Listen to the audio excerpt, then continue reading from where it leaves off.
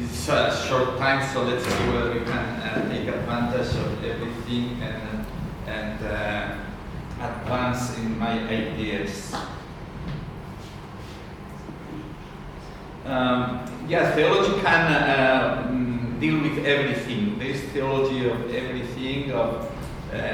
Theology is applied to the body, to the soul, to men, to women, and in the last times to LGTB, etc. people, and to every kind of social movement or ideology. So why not to do theology about the brain, about neuroscientific neurological processes? It will be relatively easy and convenient. Anyway, let's see to what extent this program, this project has worked, whether it was flawed to some extent, and how we can perhaps revisit this process and move on towards better approaches and positions. After all, every scientific academic activity learns from their own mistakes and false steps, and we can progress in our approach to neuroscience from a theological point of view. So there are 5 contexts I show in this slide, showing natural religious tendency in humans. It's interesting that through these neuroscientific approaches we can give some more scientific content to the old theological perception from Augustinian genealogy, that everybody, every human is open or is able for God, capax Dei in Latin, able to meet or to receive the divine revelation. Second, a more step in this dialogue between science and religion. I am busy since 25 years in this relationship between science, religion, and theology. And I must say that these efforts to connect theology with neuroscience could fill a gap or help to better propose or develop this dialogue between science and religion, or science and theology.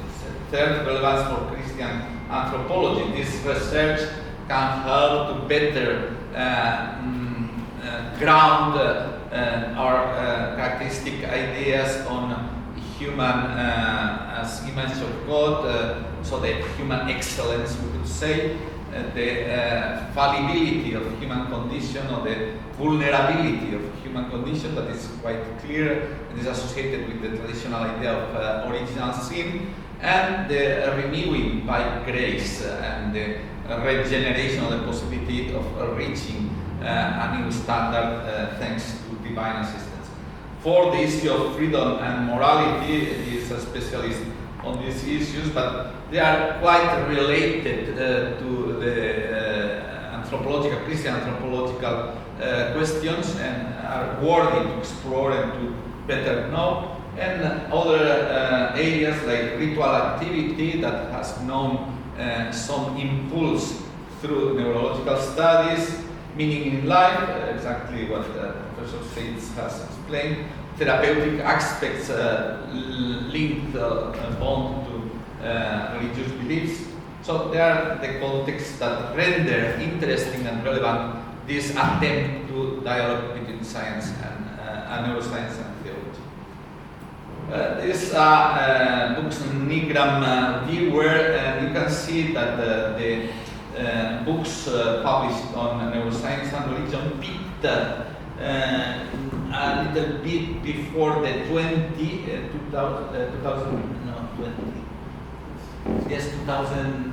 more or less 2015 or so, and then there were losing interest, but it seems that is recovering somewhere, somehow in the last few years. What is relevant in this research? First, to remind how the interest in theology for neurological studies was born. I will devote very short time. A second step will describe some crises or winters in this reception after the hot season at the end of the 90s and beginning of 2000, The third moment will reflect on recent developments on new possibilities that allow for a richer interaction between these areas. The promise of neurotheology, of how neuroscience became interesting for theology. Neuroscience created a wave of enthusiasm in many academic fields, promising to unravel many mysteries of human behavior. There were obviously more reductive approaches trying to reduce religion to just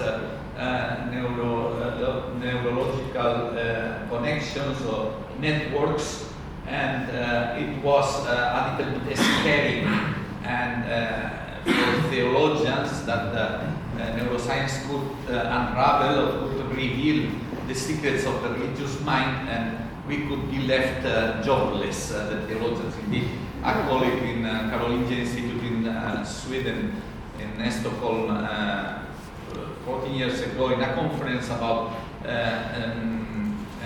consciousness studies, he told me that he was working in the Connectome, and that in 15 years more or less they would complete the map of the connections in the human brain, and at that point they will reveal every secret of mental activity, including religion and morality and everything, or meaning building. And so the conclusion was that it was better that I would be looking, that I could look for a different job, because the news last week is that the scientists have managed to describe the map of the flying, the fruit fly, that is quite complicated indeed, and it's an achievement. At least the Economist Journal was celebrating as a big achievement, and they propose it as a first step towards this holy grail of the human brain, of describing of the human brain. Let's see. Yes, several different programs have been developed. They are described in an interesting article, chapter of a book on religion and neuroscience, published in the 2022. It's a companion on religion and science, I think. Neurotheology was born, but to a short life, probably it was the case. And this is the article I was telling of Hoyt and Michiel van Elk. I'm not sure whether Michiel is here. He will be online. Online is a bit. The Oxford Handbook of the Cognitive Science of Religion that was edited by Justin Barrett. I think that is one of the best descriptions about the different approaches or different versions. They offer 5 of them towards neuroscientific study of religion. So there's 5 examples of what we could say the golden years in neuroscience and religion, that were 2006-2007. The Stable book, Explorations in Neuroscience, Psychology and Religion, Mario Borregar and Denise O'Leary's Ritual Brain, a neuroscientist case for the existence of the soul. Curious book, a little bit weird.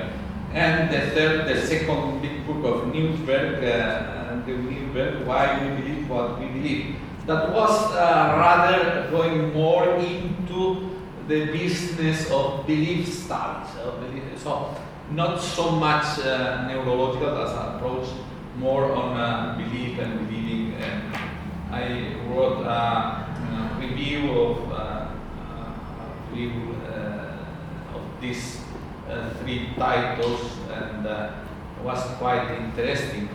But it came later, this feeling that we could be abusing neuroscientific approaches to everything. For instance, the opinion of Hoyt, the co-author with Van Elk of this long chapter. Neuroscience has unwittingly become an effective tool for myth creation and wild speculations about religious brain processes and God modules. In 2009, he was already being a little bit disappointed about these approaches. The other two from this article I quoted before, neuroscience, however, is sometimes used inappropriately by non-experts who wish to increase the credibility of particular cognitive or evolutionary accounts of religion by suggesting a link to the physical brain. So everybody who is familiar with developments or applications of neurosciences, for instance, to moral, can remember the big wave using mirror neurons to explain our ability for empathy, compassion, and that we would be at the end on the ground, nice people, because everybody was enjoying these mirror neurons, and mirror neurons could explain.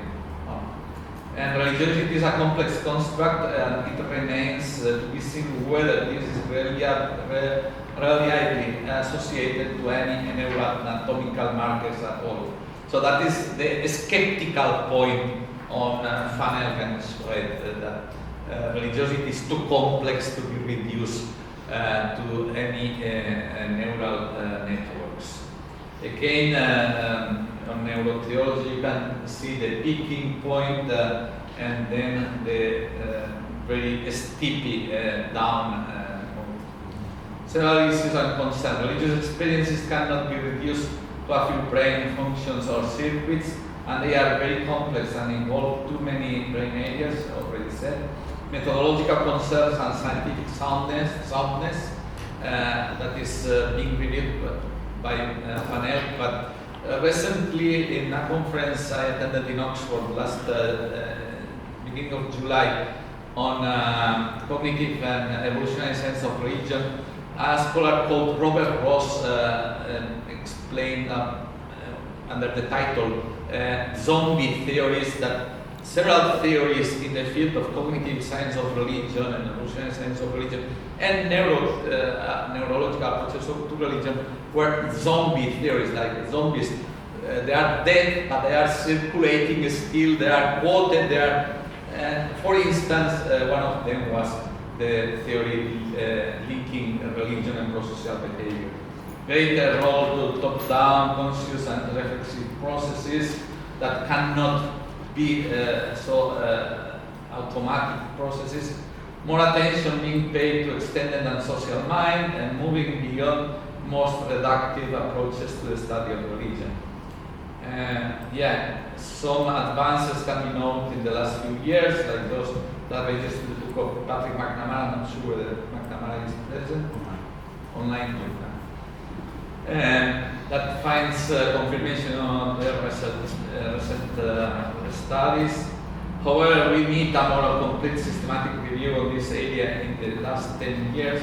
It was reviewing the last paper. It can be revealed because in Frontiers in Psychology is not secret, it's not anonymous, so you know who are the authors and the authors know who are the reviewers. So I was reviewing the last article of Patrick McNamara, and I don't remember who was the co-author, and that intended to be a review on recent literature on neuroscience and religion. And I told my comments, I wrote more than 2 pages, that it was not really a systematic review on what was going on, but we needed to take into account much more studies. And need to overcome approaches that rely on debunked theories in the scientific study of religion. Opening alternative venues, the 4 I proposed, the first, more attention to the study of beliefs and the process of believing. So Rüdiger has already made the case for this research. Second, the relevance of many published studies on religion, coping and healing, religious coping, religion and resilience, religion and well-being. All these studies that have found 2 neurological connections are relevant absolutely for this new wave of research I am trying to explore. The third relevant area concerns religion and empathy. There are few studies devoted to this area, and it's important to explore. And fourth, the growing research on extended mind and cognition, the 4E cognition, enacted, embodied, embedded, and extended. And its neural underpinnings in the context of religion. It's absolutely important. We cannot ignore or neglect this dimension. There's still been cautious difficulty to provide a neurological explanation of consciousness leaves the question on the possible reduction of the mind to its physical neurological basis suspended. So if we cannot solve the issue of neurological basis of consciousness, then much less we can offer a complete theory of religion being a very conscious process, most of it, or a good deal of it. To provide a complete neurological approach, we will nevertheless have or provide helpful or interesting ways. Second, several theories that resort to emergence of new systems from their basis, invite to emergent philosophy, invite to a more generous perspective in considering the human mind and the spiritual dimensions. So emergent studies and things. Emergent studies would be a good context of way to framing or reframing the study of neurology and religion. And third, religion can have to be reduced to neurological or hormonal and emotional substrates and appears as a clear emergent phenomenon together with consciousness. That is clear. So I was going beyond my assigned time. Thank you for your attention. If you want to read the entire paper, I'm not sure whether it will be admitted into the series I edit formerly with Akku, now with Konrad Sosik. Let's see. But yeah, I offer my paper to anybody that has interest to read it. Thank you.